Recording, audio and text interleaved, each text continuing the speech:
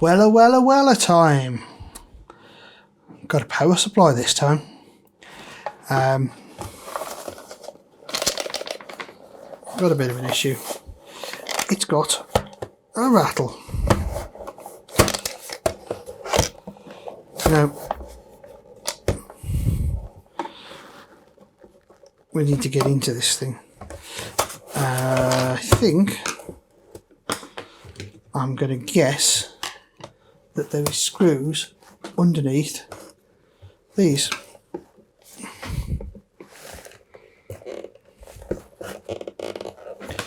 They do feel like bungs. We got screws. There was a screw there. Do we have the same with this one here? We do. Okay, we're on a roll. So this is how we get in. We're going to take these bungs out. Now this iron has stopped working.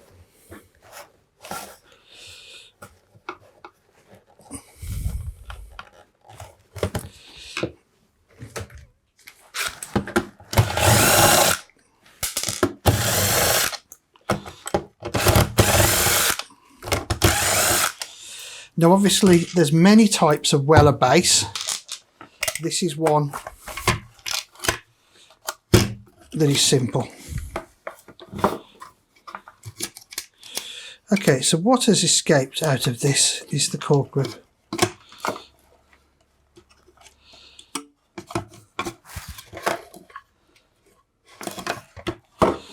There's quite a mess in here actually, I'll be quite honest, of bits and pieces and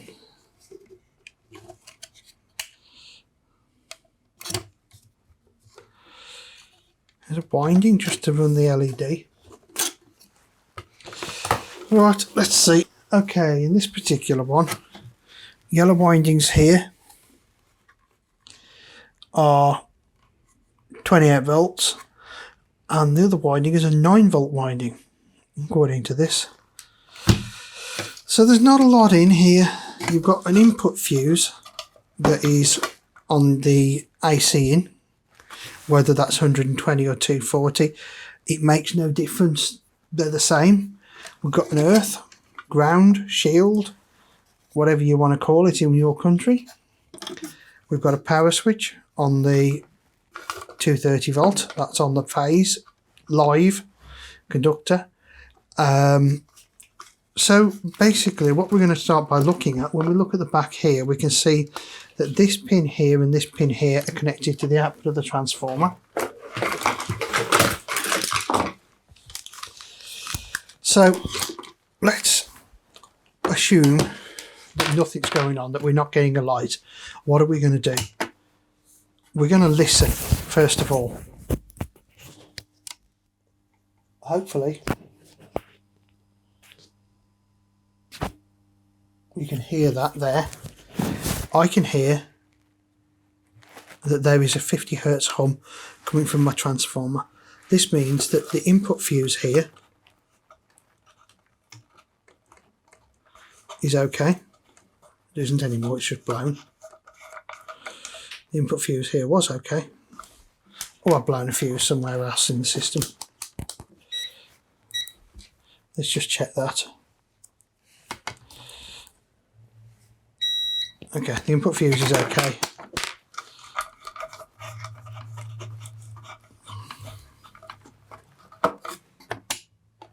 But now it's dead. Now when I pop the 13 amp fuse in the plug,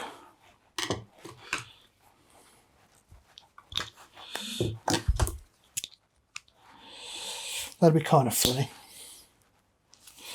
I'm just going to meter it.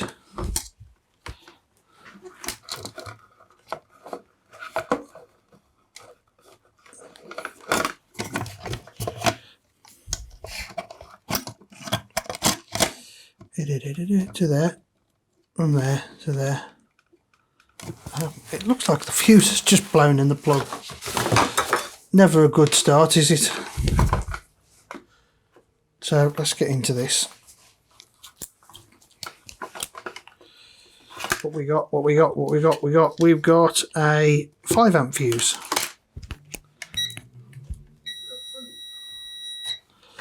No, that's okay.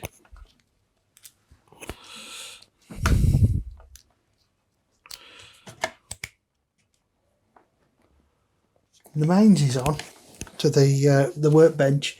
If the mains wasn't onto the bench, you wouldn't be able to see me because this camera's plugged into the bench.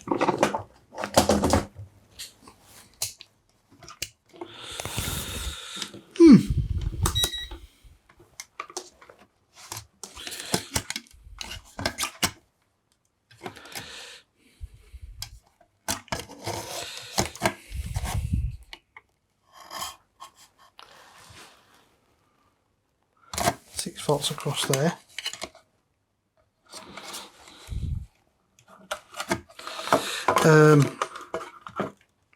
Yeah, I got a suspicion I might have just found the issue. So I didn't even see that. I'm just testing between there and earth, and there's 230 volts. Let's just check down to neutral, and there's 230 volts. The other thing I'm going to do is I'm going to test to the switch, and there, and there's 230 volts. You see that go up there. So the fault I've just discovered is that the fuse holder on the back of here is actually faulty. Now, is it faulty, or is it just that was a bad soldered joint? Because that does look okay. So what I'm going to do, I'm going to test between the switch and there to see if there's continuity.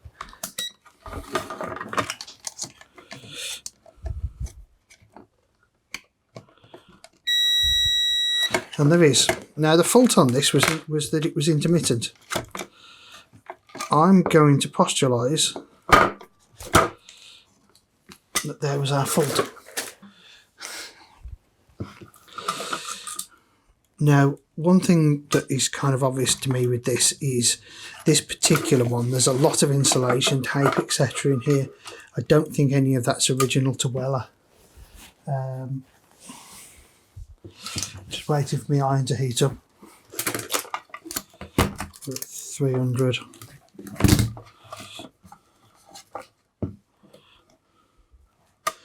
Come on, 400C, that'll do me.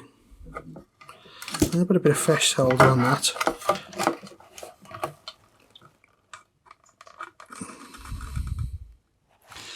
And just solder that onto there.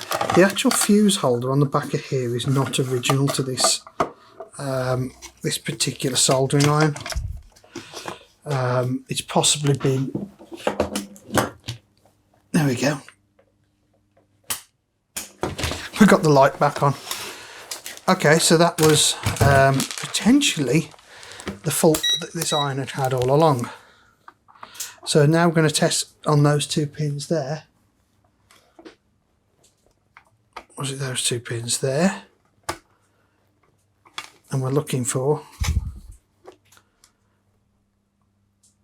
24 volts. 0.2. 0.2. That one.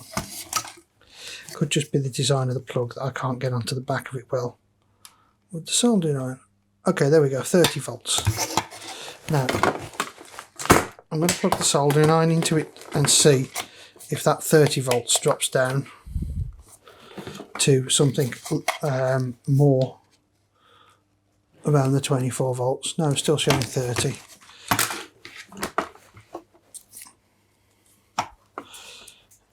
So the iron itself plugged in isn't getting hot. So we'll move along the chain. I'm going to put the lid back on this, along with this mass of extras that somebody's fitted in this power supply.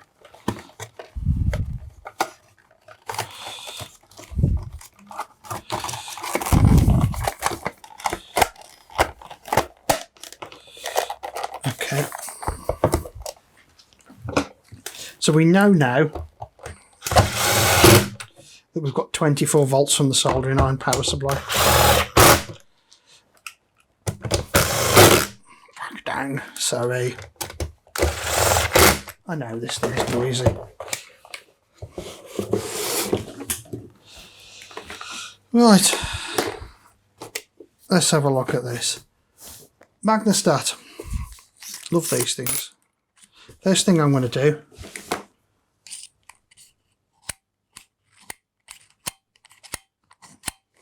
is just check the magnet's clicking when I take it in and put it back out. So let's plug that into there, and we'll leave that plugged in and put it towards the back. Now, screws are hanging out of this.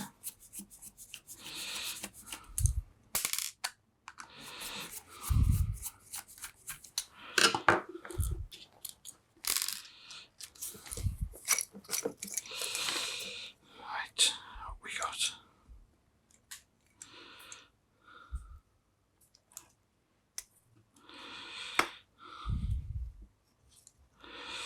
Let us start right at the beginning here, and let's see if we get 24 volts coming into the iron.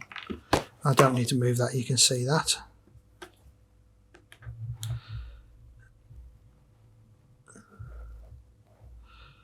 Nothing.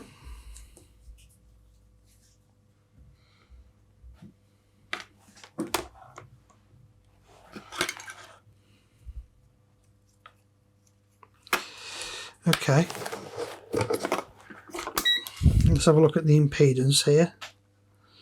So there should be an open circuit there. Put the magnet in at the end of the switch. Yeah, you know what? That actually looks like that iron's working.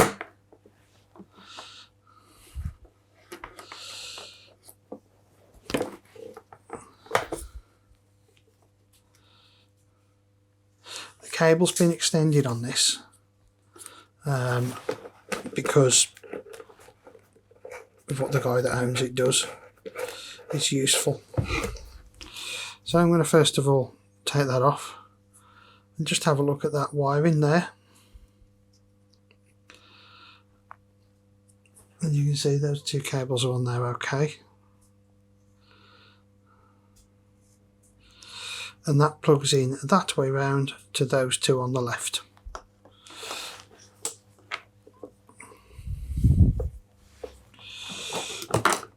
Well, let's start here with the joint on the cable.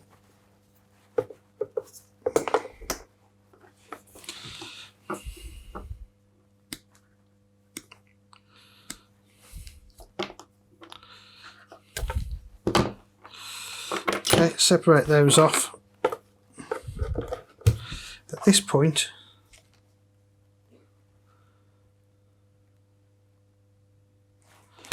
I have no power. I'm now moving into the realms of does this iron actually belong to this?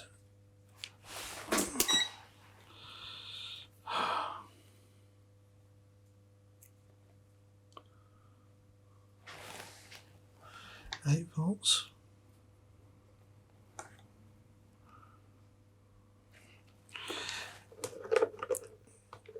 So, I'm not getting any power there.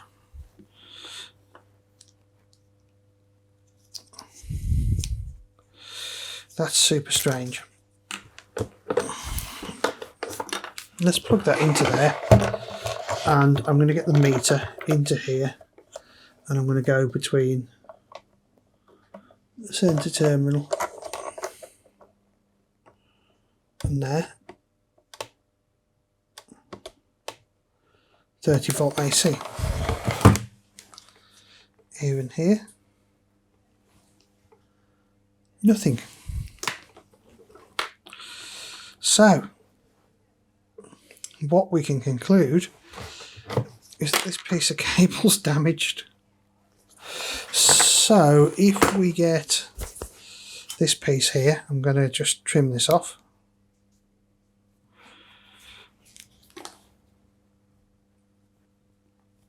Go in here and put the magnet in. put this back onto resistance.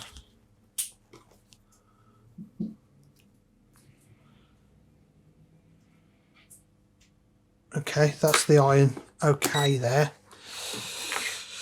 So what's happened? Which cable's failed? Let's check the wires one at a time. Yeah, open circuit.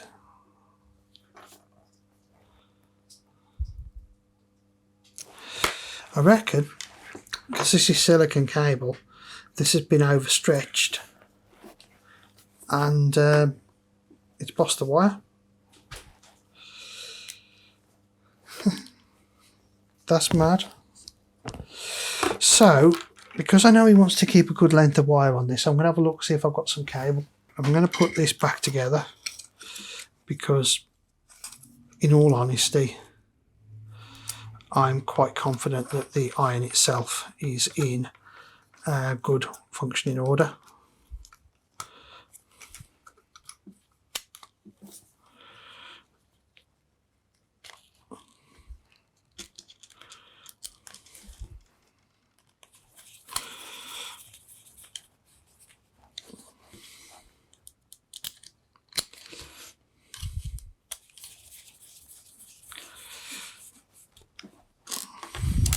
My general experience with these Weller TCP irons is they are pretty indestructible and very reliable.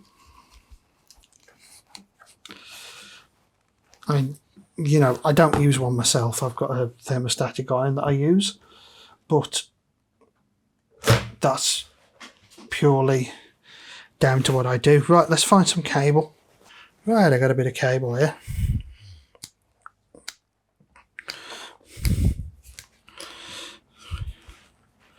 Just looking at the lengths in here compared to that, because we want to duplicate that.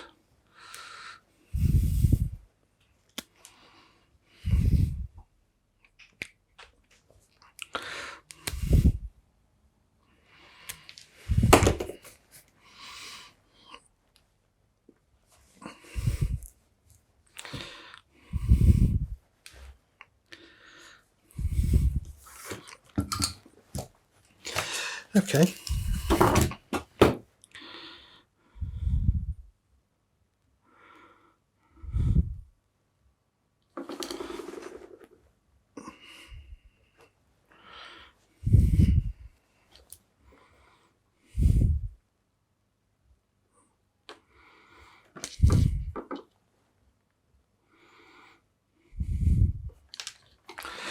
We'll just tin them down.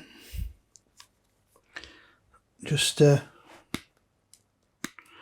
cut them off. Pop that out of the way.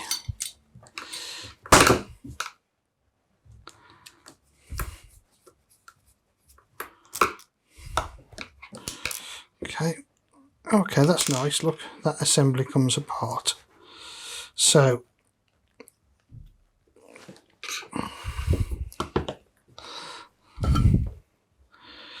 brown.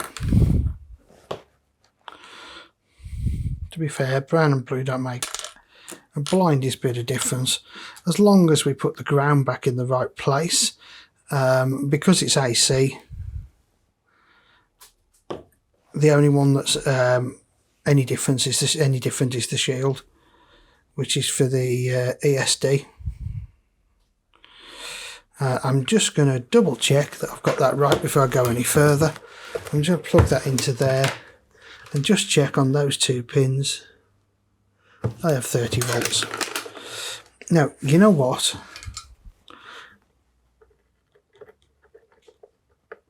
I'm going to use that to hold the piece while I solder it. Oh, well, how about that? There we go. So this is going to go back together. Oh, look, that went there. There's a little notch for it to go back into. That pushes back into there. Then we can put the cord grip back onto it.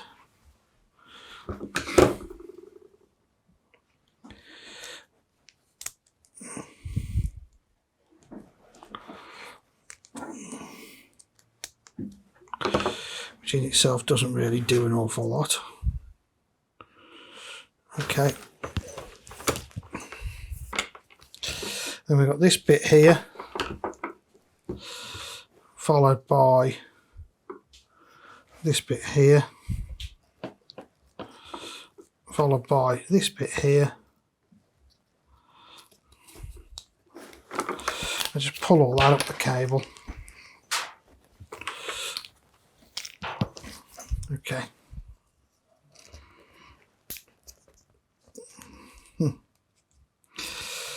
Now,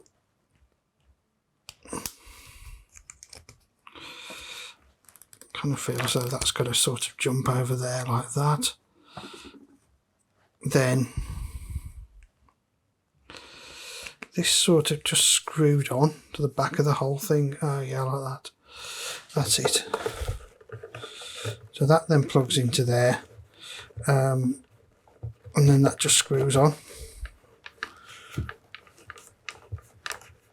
Okay, so we're going to just double check again at this end that we've still got 30 volts. Let's put that in shot. There we go. So the next thing I'm going to do is I'm going to join these two cables back together with a bit of heat shrink over them, and then we'll check the iron. Give us a sec, I'll get sorted. Okay, let's join these together. So I'm just going to twist the ends, pop a bit of heat shrink over each one of them. And they'll be quite quick with this. I'm just twisting them over the top of each other. Make sure the heat shrink will still solder, will go over there. Now, as far as soldering these are concerned, I've got to be really quick because I've not got a lot of room on my heat shrink. So I've got my iron at the moment at 450C. Join that. Just in case it starts to shrink, I'm going to put that over there now. As it is, I've got away with it. Let's do the next one.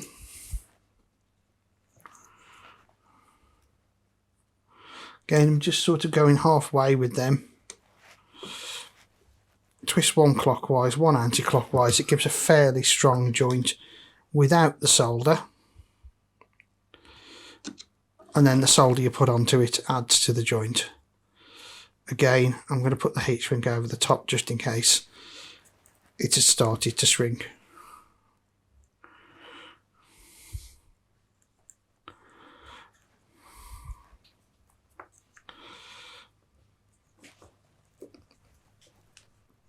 Again, finally twist, twist, put some solder on that. Heat shrink over that. Next thing I'm going to do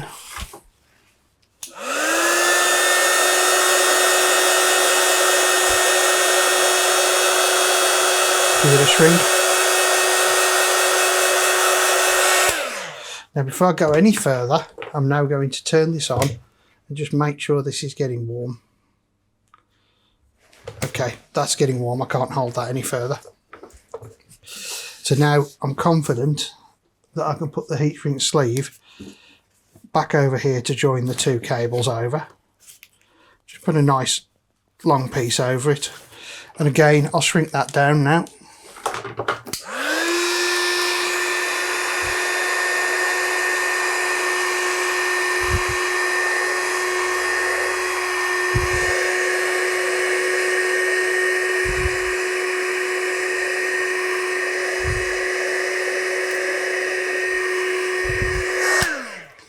That gives a fairly good joint. Obviously, you wouldn't want to do that with any high voltages. So the next thing I'm going to do is check this out. So I'm going to turn it on and just leave it to warm up for a moment.